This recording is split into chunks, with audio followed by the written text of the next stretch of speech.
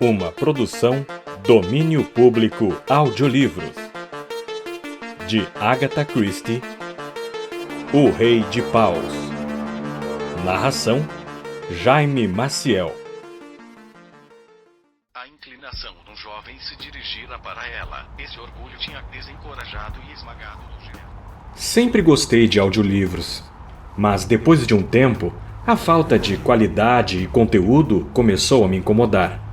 Eu passava mais tempo procurando do que escutando, até que encontrei esse canal, Domínio Público Audiolivros. Fiquei intrigado, pois parecia ser diferente dos outros canais. A narração era humana, e apesar de ser pequeno, tinha muitos comentários positivos nos vídeos. Sabia que poderia ser mais do mesmo, mas ver tantos títulos de Agatha Christie, Sherlock Holmes, Stephen King, muitos dos quais eu nunca havia escutado, me deixou ansioso. Eu tinha que dar uma conferida. E foi o que eu fiz. Uma produção Aventura do Rei de Paus. Que acha, meu amigo? Fim. Eu achei fantástico. E é por isso que eu digo que todos temos que curtir, se inscrever e apoiar o canal Domínio Público Audiolivros. O que isso tem a ver com a reunião? É cada doido que aparece. Eu te disse que ele fumava maconha.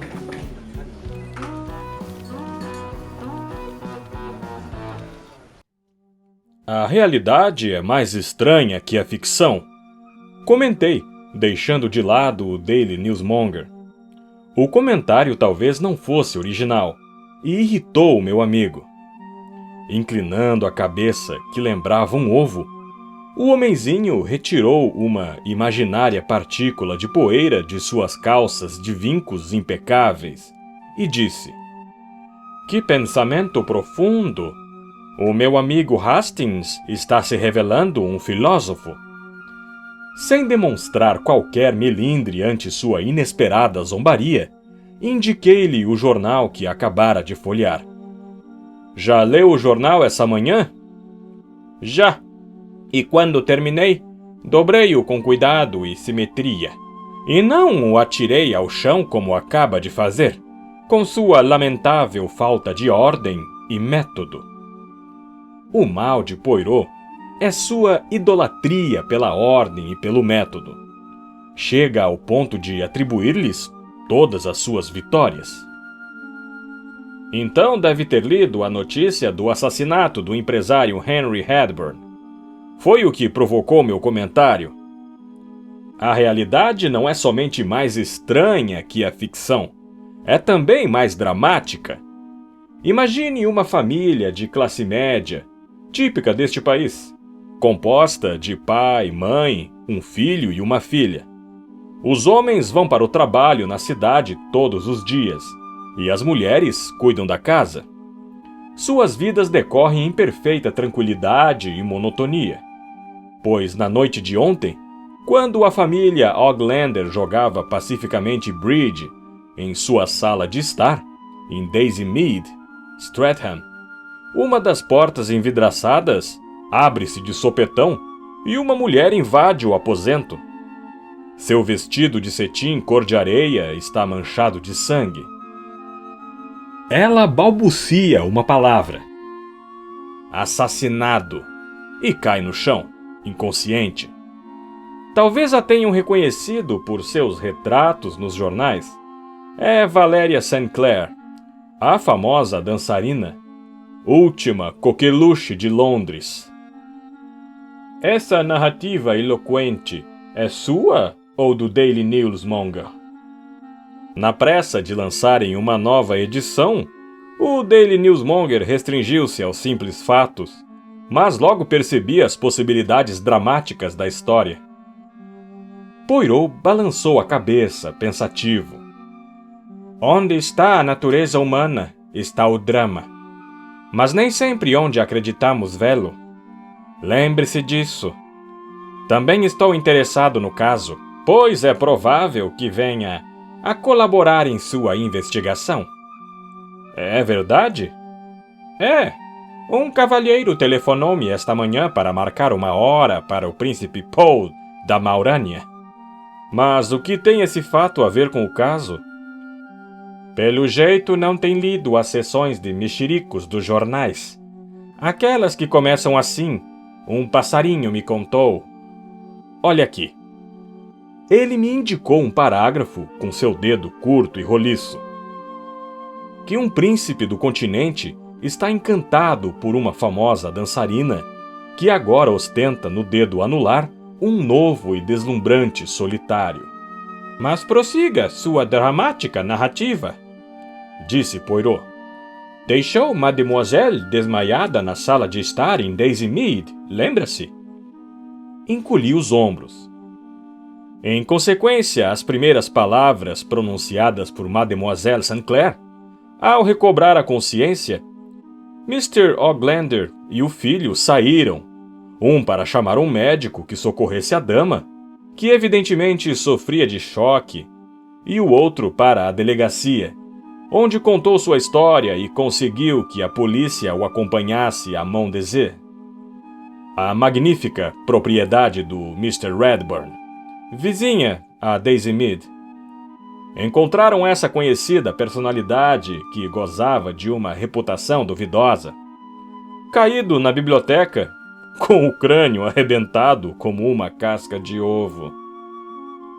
Parece que tolhi o seu estilo, disse Poirot amavelmente. Peço-lhe desculpas. Ah, aí vem o príncipe. Nosso nobre visitante foi anunciado sob o título de Conde Feodor. Era um jovem de estranha aparência, alto, nervoso, com um queixo indeciso, a famosa boca dos Mauraberg e os olhos escuros e ardentes de um fanático. É, Monsieur Poirot? Meu amigo inclinou-se. Monsieur, estou numa situação angustiosa, mais dolorosa do que possa imaginar. Poirot fez-lhe um gesto tranquilizador. Compreendo sua ansiedade. Mademoiselle St. Clair é uma amiga muito querida, não é verdade? O príncipe respondeu com simplicidade. Espero fazê-la minha esposa. Poirot ergueu a cabeça e seus olhos mudaram de expressão. O príncipe prosseguiu. Não serei o primeiro de minha família a realizar um casamento morganático. Meu irmão Alexandre também desafiou o imperador. Vivemos agora numa era mais esclarecida, livre dos preconceitos de casta. Além disso, Mademoiselle St. Clair é, na realidade, de uma estirpe tão nobre quanto a minha. Não ouviu boatos sobre seu passado? Há muitas histórias românticas sobre sua origem, o que é comum no caso de bailarinas célebres. Já ouvi falar que seria filha de uma faxineira irlandesa e também de uma grã-duquesa russa. A primeira história não passa de uma tolice, naturalmente, disse o jovem, mas a segunda é verdadeira. Valéry, embora tenha jurado guardar segredo, deixou-me entrever a verdade. Além disso, ela o demonstra inconscientemente de 1000 maneiras. Acredito em hereditariedade, Monsieur Poirot. Eu também acredito em hereditariedade, disse Poirot pensativo. Tenho visto estranhas coisas a esse respeito, mon qui vos parle. Mas voltando ao assunto, Monsieur le Prince, o que deseja de mim? O que teme? Posso falar com franqueza, não? Há qualquer elemento que possa ligar Mademoiselle St. Clair ao crime? Ela conhecia Redburn, não? Conhecia. Ele se dizia apaixonado por ela. E ela? Nada tinha a lhe dizer. Poirot lançou-lhe um olhar penetrante. Ela possuía algum motivo para temê-lo? O jovem hesitou. Houve um acidente. Já ouviu falar em Zara, a vidente? Não? Ela é maravilhosa.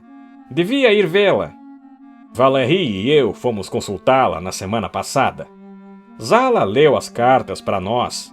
Falou para Valerie de dificuldades, de nuvens tempestuosas se acumulando no horizonte.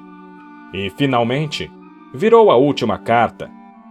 Era o Rei de Paus. Ela disse a Valerie: ele significa desastre para você. Tome cuidado. Há um homem que a tem em seu poder. Sabe a quem me refiro? Valerie estava pálida. Balançou a cabeça e disse: sim, sei. Logo depois, saímos. As últimas palavras de Zara foram uma advertência para Valerie. Tome cuidado com o Rei de Paus. O perigo, a ameaça. Interroguei Valerie, mas ela nada quis me dizer. E assegurou-me que tudo estava bem. Mas agora, depois dos acontecimentos de ontem, estou mais certo do que nunca de que o Rei de Paus era Redburn. Que ele era o homem que Valerie temia. O príncipe calou-se abruptamente. Agora pode compreender minha preocupação quando abri o jornal esta manhã. Suponhamos que Valerie, num acesso de desespero... Não é possível. Poirot levantou-se e deu umas palmadinhas tranquilizadoras no ombro do rapaz. Não se desespere. Peço-lhe. Deixe tudo em minhas mãos. O senhor irá a Streatham? Sei que ela ainda está lá em Daisymead, prostrada pelo choque. Irei imediatamente. A embaixada facilitará seus passos. Terá livre acesso ao local do crime. Então partiremos já. Hastings, quer me acompanhar? Au revoir, Monsieur le Prince. Montsûr era uma belíssima casa, moderna e confortável. Uma curta estrada dava acesso à construção, e lindos jardins estendiam-se aos fundos da casa por uma vasta extensão. Quando mencionamos o nome do príncipe Paul, o mordomo levou-nos imediatamente à cena da tragédia.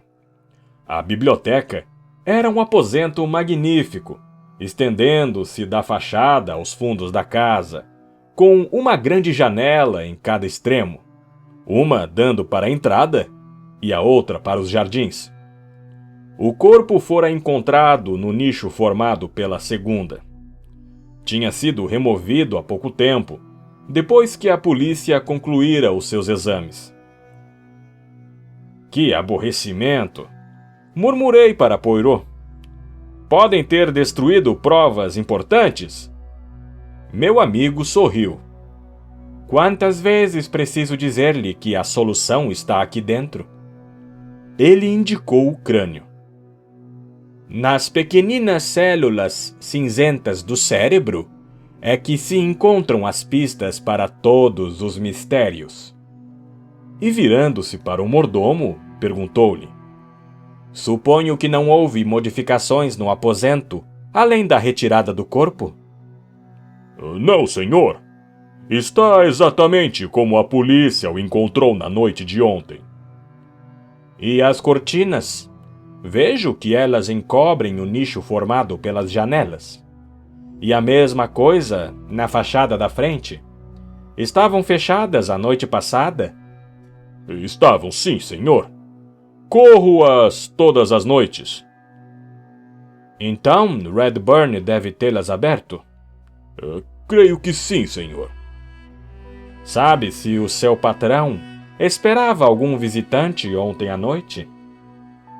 Ele não disse, senhor, mas deu ordens para que não o perturbássemos depois do jantar. Há uma porta abrindo da biblioteca para o lado da casa. Ele poderia admitir qualquer visitante por ali. Este procedimento era habitual? O mordomo tossiu discretamente. Acredito que sim, senhor. Poirot dirigiu-se à porta em questão. não estava trancada. Desceu ao terraço que acompanhava a fachada lateral, terminando na frente da estrada de acesso. E atrás, numa parede de tijolos vermelhos.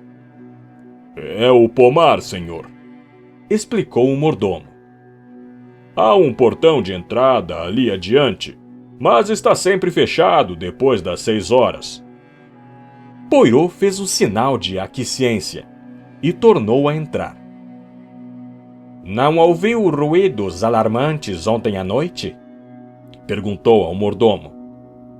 "Bem, senhor, ouvimos vozes na biblioteca, um pouco antes das 9, mas isso era habitual, especialmente tratando-se de voz feminina. E como fomos todos então para a sala dos criados que fica no outro extremo, não ouvimos mais nada, até que chegou a polícia por volta das 11 horas. Quantas pessoas falavam? Não poderia precisar, senhor. Só notei a da senhora. Ah! O Dr. Ryan ainda está aqui, senhor, se desejar vê-lo. Aceitamos presunçosos a sugestão, e em poucos minutos, o médico, um homem de meia idade, muito cordial, juntou-se a nós e forneceu a Poirot todas as informações a seu alcance. Redburn fora encontrado caído junto à janela, perto do banco largo de mármore embutido no nicho formado por aquela. Tinha 2 ferimentos, um entre os olhos e outro, que o matara, na parte posterior do crânio. Estava deitado de costas? Estava. Olha a marca.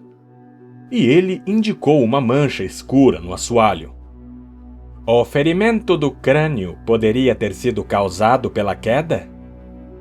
Impossível. Qualquer que tenha sido a arma, ela penetrou no crânio a alguma profundidade. Poirot examinou pensativo o local. No recesso, formado pela janela, havia um banco de mármore com os braços esculpidos em feitio de cabeça de leão. Os olhos do meu amigo se iluminaram. Suponhamos que ele tenha caído para trás e batido o crânio nesta cabeça de leão. Daí, escorregando ao chão. Esta pancada não produziria um ferimento semelhante ao que o senhor descreveu? É possível, mas o ângulo em que estava o corpo não confirma essa teoria. E além disso, encontraríamos vestígios de sangue no mármore. O banco pode ter sido lavado? O médico encolheu os ombros. Isso é muito pouco provável. Não traria vantagens a ninguém dar a um acidente o aspecto de assassinato. Concordo, disse Poirot. Acredita que qualquer dos 2 golpes possa ter sido desferido por uma mulher? Na minha opinião, não. Acaso está pensando em Mademoiselle Sinclair? Não penso em ninguém em particular, até ter certeza, disse Poirot num tom suave, examinando a porta envidraçada. O médico explicou. Foi por aí que Mademoiselle Sinclair fugiu. Por entre as árvores, pode-se ver ao longe Daisy Mead. Há outras residências mais próximas na direção da estrada, mas, desse lado, Daisy Mead é a única visível. Agradeço suas informações, doutor, disse Poirot. Venha, Hastings. Vamos seguir os passos de Mademoiselle. Com Poirot na minha frente, atravessamos o jardim, passamos por um portão de ferro batido e cortamos por um pequeno bosque até chegarmos à entrada de Daisy Mead. Uma casa pequena e despretensiosa, com cerca de 1000 metros quadrados de terreno. Alguns degraus levavam a uma porta lateral envidraçada. Poirot indicou-a com um aceno de cabeça. Foi por ali que Mademoiselle entrou. Nós que não estamos numa situação tão aflitiva, Entraremos pela porta da frente. Uma criada nos recebeu e conduziu-nos à sala de estar, antes de ir procurar Mr. Oglander. O aposento, evidentemente, não fora arrumado desde a noite anterior. A lareira ainda estava cheia de cinzas e a mesa de bridge deslocada para o centro da sala, com as cartas do morto viradas para cima e as cartas de cada jogador ainda em frente a seus lugares. A sala estava atulhado de bibelôs e vários horríveis retratos de família decoravam as paredes. Poirot examinou-os com mais complacência que eu e alinhou 2 que estavam tortos. La famille. São fortes os laços de sangue, não? Os sentimentos suprem a falta de beleza. Concordei, olhando o retrato de um grupo dominado por um senhor de Suíças. Uma senhora com um penteado alto, um garoto forte e atarracado, e 2 meninazinhas enfeitadas com um número excessivo de laçarotes de fita. Deduzi que era uma fotografia antiga da família Oglander e examinei-a com interesse. A porta abriu-se e uma jovem entrou. Seus cabelos escuros estavam presos num arranjo severo e trajava uma saia de tweed e um casaco de lã de uma cor neutra. Havia uma pergunta em seus olhos. Poirot adiantou-se. É Miss Oglander? Lamento importuná-la depois do transtorno por que passaram. Ficamos bastante preocupados, admitiu a jovem com cautela.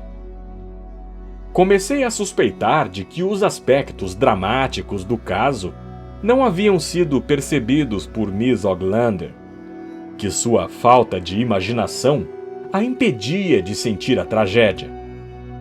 Minha impressão acentuou-se com as suas palavras seguintes. Peço desculpas pelo desarranjo da sala. Os criados ficam excitados com qualquer tolice. Estavam reunidos nesta sala na noite de ontem, n'est-ce pas? Sim, jogamos bridge depois da ceia quando... Desculpe-me interrompê-la, mas há quanto tempo estavam jogando? Bem, Miss Oglander refletiu um instante. Não posso precisar, mas quando ela entrou por volta das 10 horas, já jogáramos várias partidas. E a senhorita, onde estava sentada? Em frente à janela. Jogava de parceria com minha mãe e acabara de dizer outra sem trunfo, quando inesperadamente a porta envidraçada se abriu e Miss Sinclair precipitou-se dentro da sala. A senhorita a reconheceu? Tive uma vaga ideia de que já vira seu rosto antes. Ela ainda está aqui, não? Está, mas recusa-se a receber qualquer pessoa. Ela está muito prostrada. Penso que ela me receberá. Quer dizer-lhe que vim a pedidos insistentes do príncipe Paul da Maurânia? Pareceu-me que a menção de um príncipe real abalou a calma imperturbável de Miss Oglander, mas ela deixou a sala para cumprir sua missão sem mais comentários e voltou quase imediatamente após para dizer que Mademoiselle Sinclair nos receberia em seu quarto. Subimos as escadas até um quarto amplo e arejado. Num sofá junto à janela, uma mulher estava reclinada. À nossa entrada, virou a cabeça. O contraste entre as 2 mulheres era gritante e fazia-se mais veemente ainda pela ligeira semelhança de coloração e traços fisionômicos. Mas que diferença! O olhar, os gestos, tudo em Miss Sinclair era expressivo, dramático. Uma atmosfera de romance parecia envolvê-la. Um peignoir de franela vermelha aquecia seus pés. uma peça de vestuário bastante prosaica, mas o encanto de sua personalidade conferia-lhe um sabor exótico, e ele transformava-se em reluzente manto oriental. Os grandes olhos escuros da jovem procuraram Poirot. O senhor vem da parte de Poe? A voz dela ajustava-se à sua personalidade. Era profunda e lânguida. Venho, mademoiselle. Estou aqui para servir a ambos. O que deseja saber? Tudo o que aconteceu na noite passada. Tudo. Ela deu um sorrisinho cansado. Pensa que mentiria? Não sou estúpida. Vejo claramente que nada posso esconder. O homem que morreu sabia um segredo de minha vida e ameaçou divulgá-lo. Por causa de Poe, tentei entrar em acordo com ele. Não poderia arriscar-me a perder Poe. Agora que Redburn está morto, estou em segurança. Mas, apesar disso, eu não o matei. Poirot sacudiu a cabeça e sorriu. Não era necessário que o dissesse, mademoiselle. Agora conte-me o que aconteceu na noite passada. Eu lhe ofereci dinheiro. Ele fingiu estar disposto a negociar e marcou um encontro para as 9 horas da noite passada, em Mondesir. Eu conhecia a casa, já estivera lá antes. Deveria entrar pela porta lateral da biblioteca, para que os criados não me vissem. Desculpe-me, mademoiselle, mas não teve medo de ir lá sozinha à noite? Fora imaginação minha, ou ela teria hesitado antes de responder? Talvez eu tivesse medo, mas não havia ninguém a quem pudesse pedir que me acompanhasse, e estava desesperada. Redburn recebeu-me na biblioteca. Que homem horrível! Estou satisfeita com sua morte. Ele brincou comigo como um gato atormentando um pobre camundongo. Zombava de mim enquanto eu implorava, suplicava de joelhos. Ofereci-lhe todas as minhas joias, em vão. Então ele impôs suas condições. Talvez o senhor possa imaginar quais fossem. Recusei. Disse-lhe o que pensava dele, injuriei-o, e ele permaneceu calmo e sorridente. Ele dirigiu-se às cortinas de onde viera um ruído suspeito e correu-as num gesto rápido. O homem que estivera ali escondido, maltrapilho e com um ar feroz, saltou e golpeou Mr. Redburn 2 vezes com violência, e ele caiu. O vagabundo agarrou-me com sua mão ensanguentada, mas consegui me desvencilhar. Pulei pela janela e corri para salvar minha vida. Então vi as luzes dessa casa e corri para cá. As venezianas estavam abertas e vi algumas pessoas jogando baralho. Quase me lancei para dentro da sala. Consegui balbuciar assassinado e desmaiei. Obrigado, mademoiselle. Deve ter sido um grande choque para seu sistema nervoso. E quanto a esse vagabundo, pode descrevê-lo? Lembra-se de como estava vestido? Não, foi tudo muito rápido. Mas poderia reconhecer aquele homem em qualquer lugar.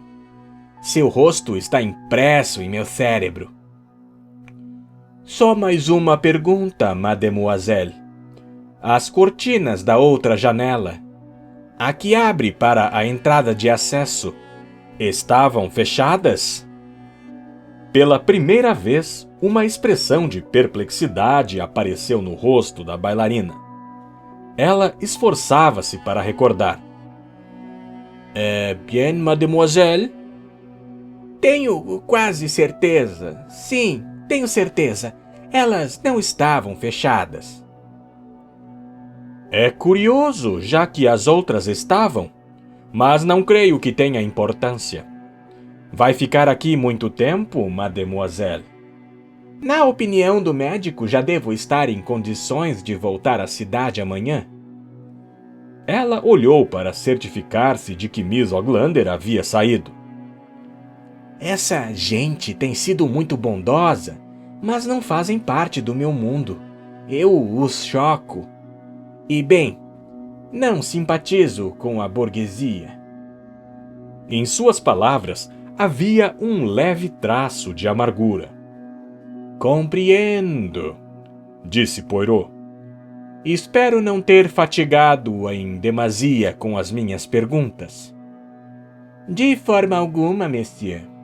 Estou ansiosa para que Poe tome conhecimento dos fatos tão cedo quanto possível.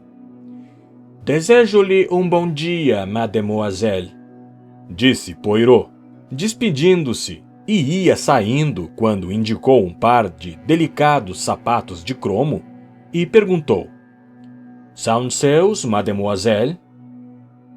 São, monsieur. A criada acabou de trazê-los. Alguém os deve ter limpo. Ah, fez Poirot quando descíamos as escadas. Então os empregados não estão nervosos demais para limparem sapatos, embora não tenham limpado a lareira. Bem, mon amour, a princípio acreditei perceber alguns pontos estranhos, mas receio agora que tenhamos de dar o caso como encerrado. Tudo me parece bastante claro. E o assassino? Hercule Poirot não corre atrás de vagabundos, retrucou ele com arrogância. Encontramos Miss Oglander no vestíbulo. Os senhores poderiam esperar um minuto na sala de estar? Mamãe gostaria de lhes falar. O aposento ainda não fora arrumado, e Poirot, distraidamente, juntou as cartas e as embaralhou com suas mãos pequenas e bem cuidadas. Sabe o que estou pensando, meu amigo? O quê? Perguntei ansioso. Acho que Miss Oglander cometeu um erro em declarar uma sem trunfo. Deveria ter dito 3 de espadas. Ora, Poirot. Mon Dieu, não posso falar o tempo todo em sangue e mistérios profundos. Mas meu amigo abandonou o ar brincalhão e, subitamente animado, disse: Hastings, veja, está faltando o rei de paus neste baralho. Zara! Exclamei. O quê? Ele não pareceu compreender a minha alusão. Arrumou as cartas mecanicamente e guardou-as no estojo. Seu rosto estava sério. Hastings, disse ele finalmente. Eu, Hercule Poirot, estive a ponto de cometer um grave erro. Olhei para ele impressionado, mas sem nada entender. Precisamos recomeçar, Hastings. Precisamos recomeçar. Mas desta vez não erraremos. Suas palavras foram interrompidas pela chegada de uma atraente mulher de meia idade. Poirot fez-lhe uma inclinação respeitosa. Acaso o senhor é amigo de Miss Sinclair? Vim a pedido de um amigo dela, madame. Ah, compreendo. Pensei que... Poirot indicou-lhe as janelas. As venezianas não estavam descidas ontem à noite? Não. Deve ter sido por isso que Miss Sinclair viu as nossas luzes com tanta clareza. Havia luar ontem. Do seu lugar em frente à janela, a senhora não viu Miss Sinclair se aproximando? Estávamos muito entretidos com o jogo, e nada semelhante jamais nos havia acontecido. Acredito, madame, e quero tranquilizá-la. Mademoiselle Sinclair vai embora amanhã. Ah! O rosto da boa senhora desanuviou-se. Desejo-lhe um bom dia, madame. uma criada limpava os degraus quando passamos pela porta. Poirot dirigiu-se a ela. Foi você quem limpou os sapatos da jovem que está lá em cima? A moça sacudiu a cabeça. Não, senhor. Não creio que tenham sido limpos. Quem os limpou, então? Perguntei a Poirot enquanto descíamos a estrada. Ninguém. Eles não estavam sujos. Concordo que não ficariam enlameados se tivessem sido usados na estrada numa noite de bom tempo. Mas depois de atravessar aquele longo trecho de relva alta entre as árvores... Nesse caso, deveriam mesmo estar sujos. E Poirot deu um estranho sorriso. Mas... meu amigo, tenha um pouco de paciência. Vamos voltar a Mont Desert. O mordomo pareceu surpreso ao nos ver retornar, mas não fez nenhuma objeção a que voltássemos à biblioteca. Ei, a janela não é essa, Poirot! Exclamei quando o vi dirigir-se à fachada da frente. Pois penso o contrário, meu amigo. Olhe aqui. E ele indicou a cabeça do leão de mármore. Percebi uma pequena mancha desbotada. Poirot apontou para uma mancha semelhante no assoalho encerado. Alguém acertou um soco entre os olhos de Redburn. Este caiu para trás e seu crânio chocou-se com o braço de mármore. E ele escorregou ao chão. Depois arrastaram-no até outra janela e o deixaram lá, mas num ângulo diferente, como nos explicou o médico. Mas por quê? Eu não vejo finalidade nessa mudança. Pelo contrário, era essencial e constitui a chave para a identidade do assassino. Mas não devíamos dar-lhe este rótulo, pois não teve a intenção de matar Redburn. Deve ter sido um homem bastante vigoroso. Por ter arrastado o corpo através da sala? Por mais do que isso, este foi um caso muito interessante, embora eu tenha me conduzido como um imbecil. E está insinuando que já sabe de tudo, e o caso está encerrado? Estou. Um detalhe me veio à mente. Ainda não, exclamei. Há uma coisa que você não sabe. E o que é? Onde está o rei de paus que faltava no baralho? Esta tem graça, meu amigo. Por quê? Porque ele está aqui no meu bolso. E apresentou-o como num passe de mágica. Ah! Fiz eu meio desapontado. Onde você o encontrou? Aqui? Não há nada de sensacional nesta descoberta.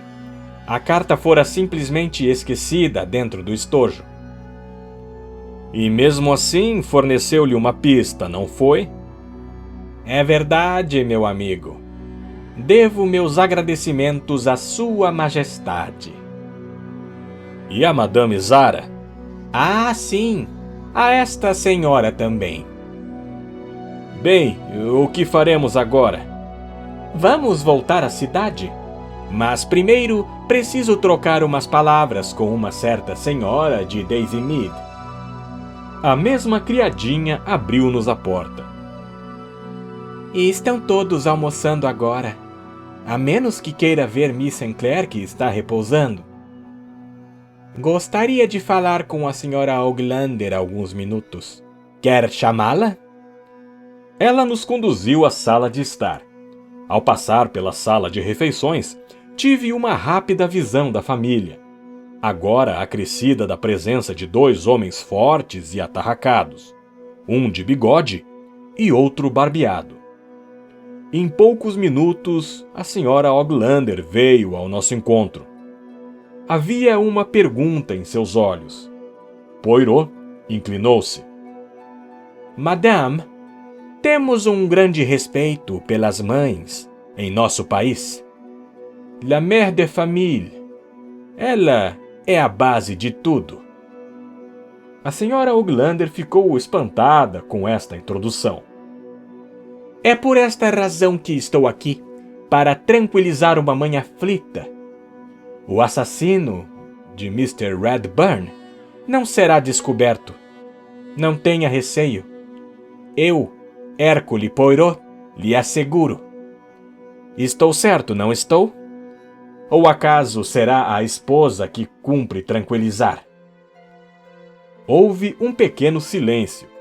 A senhora Oglander dirigiu um olhar penetrante a Poirot, tentando avaliá-lo. Finalmente disse num tom baixo: Não sei como descobriu, mas está certo. Poirot balançou a cabeça, muito sério. É tudo, madame. Não tenha receio. Os policiais ingleses não têm os olhos de um Hercule Poirot. Indicando um retrato na parede, perguntou: A senhora teve 2 filhas, madame. A outra está morta? Houve uma nova pausa, enquanto ela o fitava. Finalmente, respondeu: Sim, ela morreu. Ah! Fez Poirot e acrescentou: Bem, precisamos voltar a Londres. Permita-me devolver-lhe este rei de paus do seu baralho. Foi a única falha da encenação. Sabe, ninguém acreditaria que teriam podido jogar por quase 1 hora só com 51 cartas. Bonjour. E agora, meu amigo? Disse-me Poirot, enquanto nos dirigíamos apressados para a estação. Já descobriu tudo, não? Não descobri nada. Quem matou Redburn? John Oglander Jr. Por ser o mais jovem e o mais forte dos dois. Tinha que ser um deles, por causa da janela. E por quê?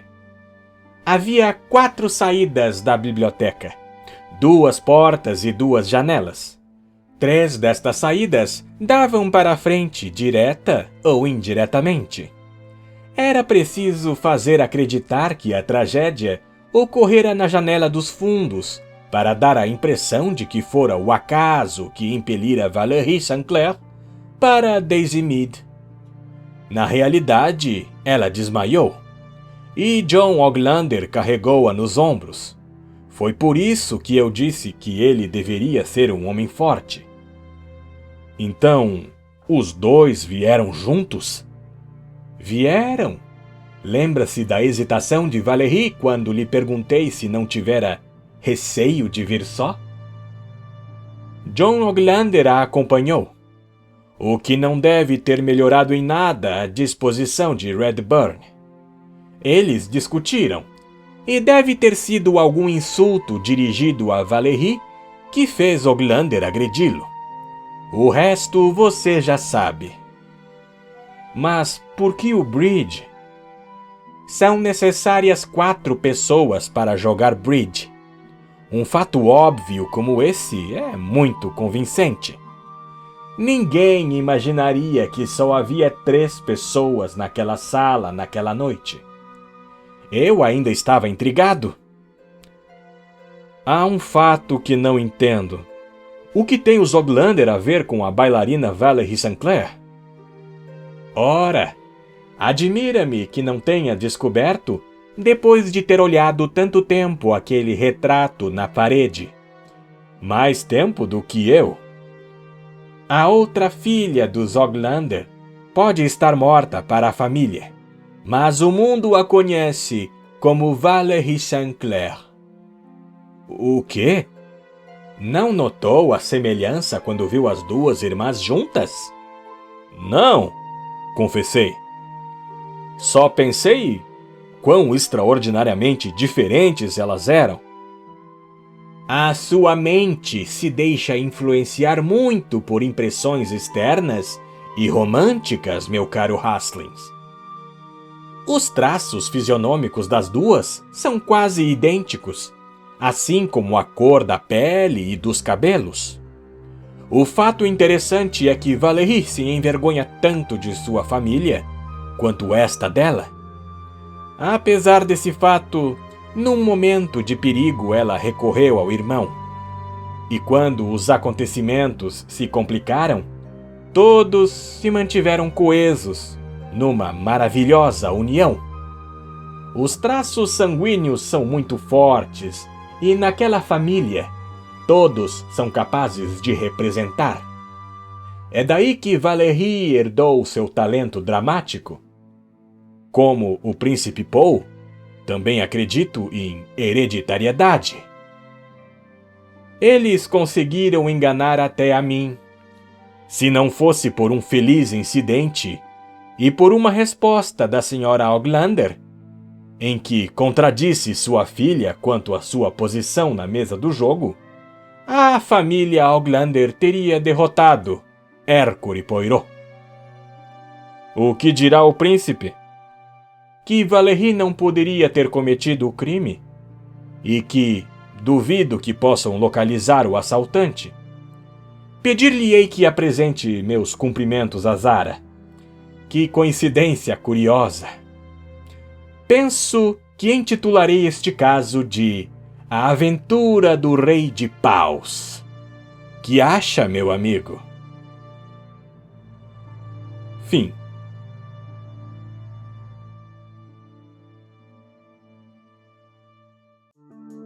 Obrigado, você ouvinte, pela sua audiência e nos vemos novamente aqui no canal Domínio Público Audiolivros.